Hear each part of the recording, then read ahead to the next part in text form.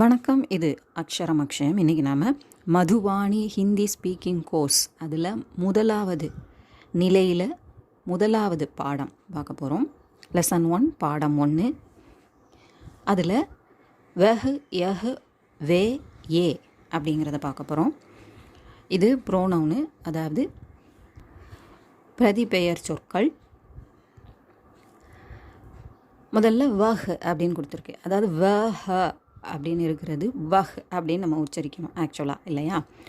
But ஹிந்தியில் ஒரு rule இருக்குது. என்ன ரூல் அப்படின்னா, உச்சரிப்புக்கான ஒரு ரூல் ஒன்று, நியமம், விதி இருக்குது. அது என்ன அப்படின்னா, முதல் எழுத்து அகரத்தில் முடிஞ்சு ரெண்டாவது எழுத்து ஹ அப்படிங்கிற அகரமாக இருந்தால் மட்டும்தான். அது ஹா ஹி ஏதாவது இருந்தால் அதெல்லாம் இதில் கணக்கு வராது.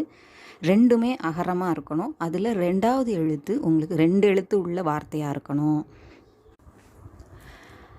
முதல் எழுத்தும் ரெண்டாவது எழுத்தும் அகரமாக இருந்து அதில் ரெண்டாவது எழுத்து ஹ அப்படின்னு இருந்ததுன்னா அந்த முந்தைய எழுத்து, இப்போ இந்த வார்த்தையில் வஹ் அப்படின்னு இருக்கிறதுல ஹேங்கிறது இருக்குது, அதுக்கு முந்தின எழுத்து வந்து வ, இல்லையா?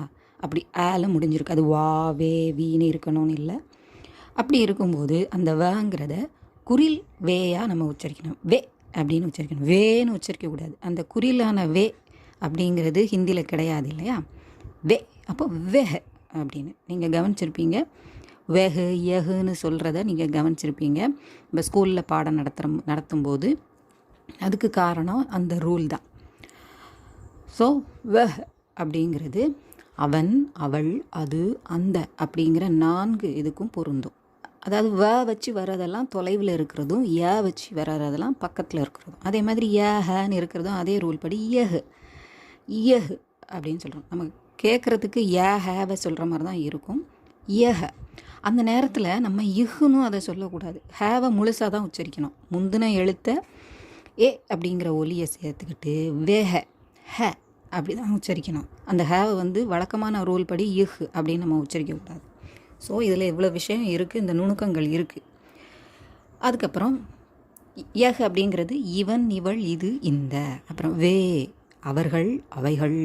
ஏ இவர்கள், இவைகள். ஸோ வஹ் அதனுடைய ப்ளூரல் வே, யஹ் இதனுடைய ப்ளூரல் ஏ. அப்புறம் ஹ அப்படிங்கிறது நம்ம இஸ் அப்படின்னு சொல்கிற மாதிரி சிங்குலரில் இருக்கக்கூடியது. இருக்கிறான், இருக்கிறாள், இருக்கிறது. பட்டு எல்லா இடத்துலையும் இது இருக்கிறான், இருக்கிறாள், இருக்கிறதுங்கிற மீனிங்கை கொடுக்காம சில இடத்துல அது நியூட்ரலாக இருக்கும். அந்த ஹே இருக்கும், பட் அதுக்கு தனியாக நம்ம மீனிங் சொல்கிற மாதிரி இருக்காது. பட்டு ஹேவை உபயோகப்படுத்தணும். யஹில் அடுக்கா ஹே அப்படின்னு சொல்லணும். ஹீ இஸ் அ பாய் அப்படின்னு நம்ம சொல்லும்போது அந்த இஸ்ஸு இருக்குமே தவிர அந்த இஸ்ஸுக்கு தனியாக நம்ம சொல்கிற மாதிரி எந்த ஒரு விளக்கமும் நம்ம தமிழில் மொழிபெயர்க்கிற மாதிரி இருக்காது. அடுத்தது ஹை அப்படிங்கிறது அந்த ஹையோட ப்ளூரல். ஆர் இருக்கிறோம், இருக்கிறீர்கள், இருக்கிறார்கள், இருக்கின்றன, இருக்கிறார். இது எல்லாத்துக்கும் ஹை ப்ளூரலுக்கு நம்ம உபயோகப்படுத்துகிறோம். அப்புறம் கியா என்ன, கோன் யார், ஹா ஆமாம், நஹி இல்லை.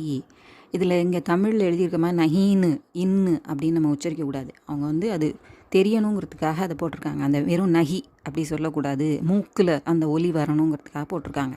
இந்த நஹிக்கு மேலே இருக்கிற புள்ளி ஹா இருக்கு இல்லையா, அதில் மேலே இருக்கிற மாதிரி இருக்கக்கூடிய சந்திரபிந்து தான். சந்திரன் சந்திர பிறை போட்டு மேலே ஒரு புள்ளி வைக்கிறாங்க இல்லையா, அதை தான் நம்ம பிந்துன்னு சொல்கிறோம். அப்போ அந்த சந்திரபிந்து வரும்போதெல்லாம் நம்ம மூக்கு வழியாக ஹா ஹா அப்படி சொல்லாமல் ஹா அப்படின்னு சொல்லணும். ஹாங்கு அப்படின்னு சொல்லக்கூடாது. இங்கே தமிழில் வந்து அந்த ஹான்னு சொல்லாமல் மூக்கு வழியாக சொல்லணுங்கிறத உணர்த்துறதுக்கு தான் அந்த இங்கு போட்டிருக்காங்களே தவிர அந்த இங்கு அப்படியே நம்ம சொல்லக்கூடாது. ஹாங்கு அப்படி சொல்லக்கூடாது. ஹா அந்த ஹாவை மூக்கு வழியாக சொல்லணும். அதே மாதிரி நஹி அப்படிங்கிறதும் நஹீன், நஹீங்கு, நஹீம் அப்படியெல்லாம் சொல்லக்கூடாது. நஹீ அப்படி தான் சொல்லணும். அந்த ஹீயை வந்து மூக்கொழியாக சொல்லணும். நஹீ அப்படின்னு சொல்லணும். இந்த இடத்துல அந்த சந்திரபிந்துவாக போடாமல் புள்ளி மட்டும் வச்சுருக்கிறதுக்கு காரணம், அந்த ஹீ அப்படிங்கிறம்போது அந்த மாத்திரா அந்த கோடு மேலே வரைக்கும் வருது இல்லையா, அந்த மாதிரி வரக்கூடிய இடங்களில் சந்திரபிந்துவை போடாமல் அந்த பிந்து அந்த புள்ளியை மட்டும் போடுவாங்க. அதுக்கப்புறம் எந்த எழுத்தும் இருக்காது பெரும்பாலும். அப்படி இல்லாமல் இருக்கும். அப்போ அதை சந்திரபிந்து அப்படிங்கிறத நம்ம புரிஞ்சிக்க முடியும். ஸோ இதை நஹி அப்படி தான் சொல்லணும். அம்மில் இருக்கிற மாதிரி புள்ளி இல்லை. அம்மு, அஞ்சு, அங்கு அந்த மாதிரிலாம் இல்லவே இல்லை. இது நஹி. அதை நல்லா புரிஞ்சுக்கணும். இது ஸ்போக்கன் ஹிந்திங்கும் போது அந்த உச்சரிப்பு கரெக்டாக இருக்கணும், கண்டிப்பாக புரிஞ்சிருக்கணும். அப்புறம் அதுக்கு அடுத்தது இருக்கிறது லடுக்கா. லட்கா அப்படி சொல்லக்கூடாது. அந்த டேக்கு கீழே புள்ளி இருக்கிறது இடு அந்த மாதிரி சொல்லணும். அது ஆக்சுவலாக ரே கலந்த ஒலின்னு சொல்லுவாங்க. அதை இப்படியும் இல்லாமல் அப்படியும் இல்லாமல் உச்சரிக்கணும். பட் நம்ம லடுக்கா சொல்கிறதுல ஒன்றும் இல்லை. பட் லட்கா இடு அப்படி சொல்லக்கூடாது. அடு அதை மாதிரி தான் சொல்லணும். லடுக்கா அதை சொல்கிறதுக்காக தான் கீழே அதை உணர்த்துறதுக்கு தான் அந்த புள்ளி கீழே வச்சுருக்குறாங்க. இது வந்து பெர்ஷியன் லாங்குவேஜ், பாரசீக மொழியிலேருந்து வந்த எழுத்து. ஸோ அதை வந்து நம்ம ஹிந்தியில் உள்ளமா இட் அப்படின்னு நம்ம சொல்லக்கூடாது. இடு அப்படி தான் சொல்லணும். சரியா? அதே மாதிரி லடுக்கி, லடுக்கா சிறுவன், லடுக்கி சிறுமி. அத்தியாபக் அது, அத்தியாபக் து அது நல்ல கனமாக சொல்லணும். து அத்தியாபக் ஆசிரியர். கிதாப் புத்தகம். கலம் பேனா. மேஸ் அந்த ஜாக்கு கீழே புள்ளி இருந்தால் அப்படின்னு. மேஜ் இல்லை மேஸ் மேஜை. குர்சி அதை வந்து இப்படியும் எழுதலாம், குரசி அதை மாதிரியும் எழுதலாம். பட்டு குர்சி 2 வகையிலையும் எழுதுகிற பழக்கம் இருக்குது. நாற்காலி. இப்போ அதை வச்சு வாக்கியங்கள். யஹ் கியா ஹே. அந்த தமிழில் உங்களுக்கு தமிழ்லையும் இங்கிலீஷ்லேயும் உங்களுக்கு இதை வாசிக்கிறதுக்காக அந்த இங்கிலீஷுக்குள்ளே அந்த ரோமன் ஸ்கிரிப்ட்லேயும் இருக்கும், தமிழுடைய ஸ்கிரிப்ட்லேயும் அது இருக்கும். ஆனால் நம்ம ஹிந்தியோட அதனுடைய ஒரிஜினாலிட்டி மாறாமல் நம்ம உச்சரிக்கணும். யஹ் கியா ஹே, யஹ் கியா ஹே இது என்ன. யஹ் கிதாப் ஹே இது புத்தகம். ஸோ அந்த ஹேக்கு தனியாக மீனிங் நம்ம தமிழில் சொல்ல போகிறதில்ல. பட் இங்கிலீஷில் அந்த மீனிங் இருக்காது. பட் இஸ் அப்படிங்கிற ஒரு வார்த்தையை நம்ம உபயோகப்படுத்துகிறோம். இங்கே நமக்கு தமிழில் அது கிடையாது. இங்கிலீஷில் இருக்கிற மாதிரி சில இது இங்கிலீஷில் உள்ள மாதிரி இருக்கும், பெரும்பான்மையானது தமிழ் மாதிரி இருக்கும். ஸோ தமிழ் வெளியில் படிக்கிறது நமக்கு ஈஸியாக இருக்கும். கியா யஹ் கிதாப் ஹே இது புத்தகமா அப்படி தான் சொல்லணும். என்ன இது புத்தகமானு கேட்கக்கூடாது. அந்த கியா தான் அந்த மா அப்படிங்கிற ஒலியை குறிக்கக்கூடியது. இதில் இருக்கிற மாதிரியே சொல்லக்கூடாது. கியா யஹ் கிதாப் ஹே இது புத்தகமா. கியாவை விட்டுறணும். யஹ் கிதாப் ஹேன்னா இது புத்தகம். அதுக்கு முன்னால் கியாவை சேர்த்துட்டோம் அப்படின்னா இது புத்தகமா அந்த மா அப்படின்னு சொல்கிறதுக்கு தான் அந்த கியா. ஸோ அந்த கியானா என்னங்கிற அர்த்தம் இருக்குது அப்படின்ட்டு இங்கே இதில் போட்டிருக்கிற மாதிரி என்ன இது புத்தகமாக சொல்லக்கூடாது. அந்த புத்தகமானு சொல்கிறோம்ல அதில் தான் அந்த கியா வருது. திரும்ப ஒரு தடவை என்னவும் தேவையில்லை. யஹ் கிதாப் ஹே ஆம் இது புத்தகம். யஹ் கியா ஹே இது என்ன. யஹ் கலம் ஹே இது பேனா. கியா யஹ் கலம் ஹே இது பேனாவா அப்படி தான் கேட்கணும். என்ன இது பேனாவா தேவையில்லை. அந்த எண்ணெய் வந்து இதை போட வேண்டாம். இது பேனாவா. யஹ் கலம் ஹே ஆம் இது பேனா. வஹ் கியா ஹே அது என்ன. வஹ் குர்சி ஹே அது நாற்காலி. கியா வஹ் மேஜ் ஹே என்ன அது மேஜையா அப்படின்னு கொடுத்துருக்குறாங்க. பட் என்ன சொல்லணும். அது மேஜையா என்னங்கிறத நம்ம சொல்லக்கூடாது. நஹி வஹ் குர்சி ஹே இல்லை அது நாற்காலி. வஹ் கியா ஹே அது என்ன. வஹ் மேஜ் ஹே அது மேஜை. क्या वह कुर्सी है அது நாற்காலியா. नहीं वह मेज है இல்லை அது மேஜை. वह कौन है அவன் யார். वह लड़का है அவன் சிறுவன். क्या वह राम है அவன் ராமனா. वह राम है ஆம் அவன் ராமன். ஆமாம் அவன் ராமன். राम एक लड़का है ராமன் ஒரு சிறுவன். वह कौन है அவள் யார். वह लड़की है அவள் சிறுமி. क्या वह लीना है அவள் லீனாவா.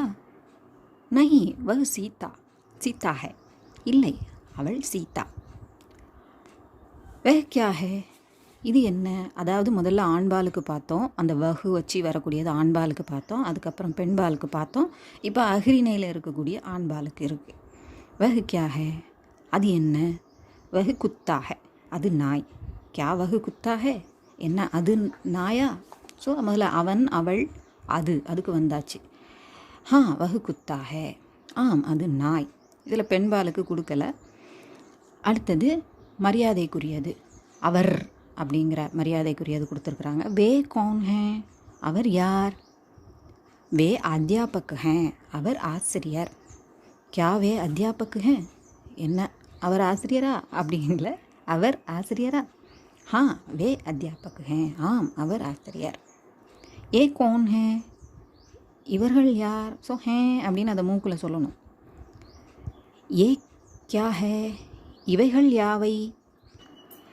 யாவர் அப்படிங்கிறது கொஷின் வேர்டு ப்ளூரலில் இருக்கக்கூடியது. யாவை அப்படிங்கிறது அஃறிணைக்காக இருக்கக்கூடிய ப்ளூரல் வேர்டு. இப்போ எக்ஸசைஸ் கொடுத்துருக்குறாங்க. இப்போ இந்த எக்ஸசைஸில் லேர்ன் த வேர்ட்ஸ், சொற்களை பயில்க அப்படின்னு கொடுத்துருக்குறாங்க. இதை வாசித்து நம்ம படிச்சுக்கணும். ஆத்மி ஆண், மனிதன், ஔரத் பெண், வித்யார்த்தி மாணவன், புலீஸ் போலீஸ், வக்கீல் வழக்கறிஞர் வக்கீல், டாக்டர் மருத்துவர், பென்சில் பென்சில், பேட்டி பெட்டி, நௌக்கர் வேலைக்காரன், குர்தா சட்டை. ஸோ இந்த வார்த்தைகளை நம்ம தெரிஞ்சுக்கிறதுக்காக இது கொடுத்துருக்குறாங்க. சே த சென்டென்சஸ் இன் ஹிந்தி, வாக்கியங்களை ஹிந்தியில் கூறவும்னு சொல்லி சில வாக்கியங்கள் கொடுத்துருக்குறாங்க. 20 வாக்கியங்கள் கொடுத்துருக்குறாங்க, சின்ன வாக்கியங்கள். அதையே இங்கிலீஷ்லேயும் தமிழ்லேயும் இருக்குது. நீங்கள் தமிழை பார்த்து சொன்னால் கரெக்டாக இருக்கும். ஏன்னா இங்கிலீஷில் ஹீ ஷீங்கிறது அவன் அவள் இவள் இவன் இவள் ரெண்டுக்கும் காமன் தான். ஸோ அப்போ கரெக்டாக என்ன சொல்லணும் அப்படிங்கிறதுக்கு தமிழ் தான் நம்ம உங்களுக்கு வசதியாக இருக்கும். அவன் பாலாஜி, வஹ் பாலாஜி ஹே, அவள் பூஜா, வஹ் பூஜா ஹே. அந்த சிறுவன் யார். அந்த வஹ் வந்து இந்த இடத்துல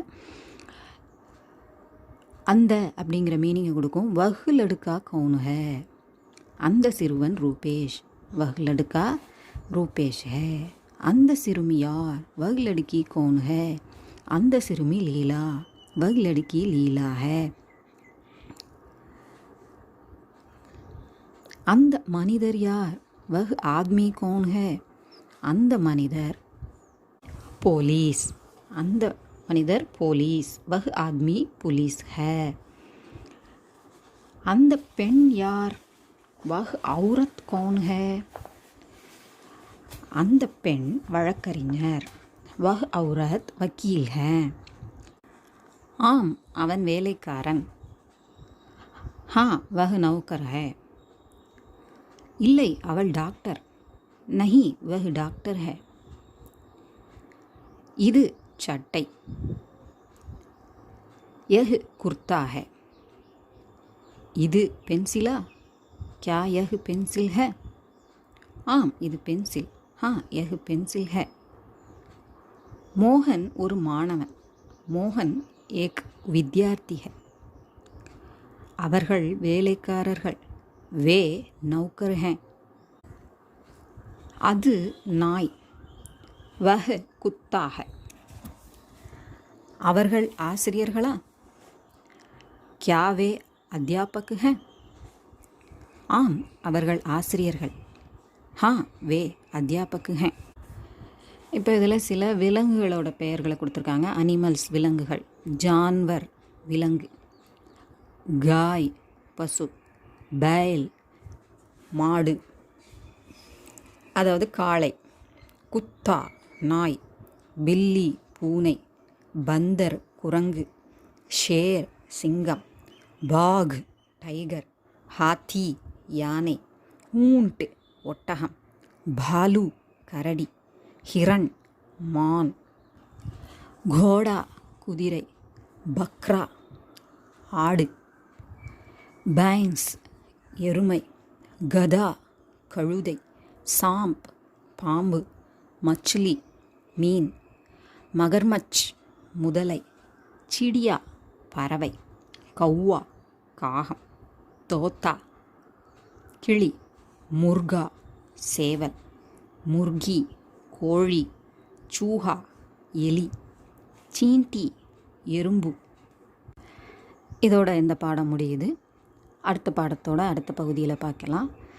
இது உங்களுக்கு உபயோகமாக இருக்கும்னு நினைக்கிறேன். பிடிச்சிருந்தால் லைக் பண்ணுங்கள், ஷேர் பண்ணுங்கள், சப்ஸ்கிரைப் பண்ணுங்கள். சப்ஸ்கிரைப் பண்ண எல்லாருக்கும் நன்றி. நன்றி, வணக்கம், தன்யவாத்.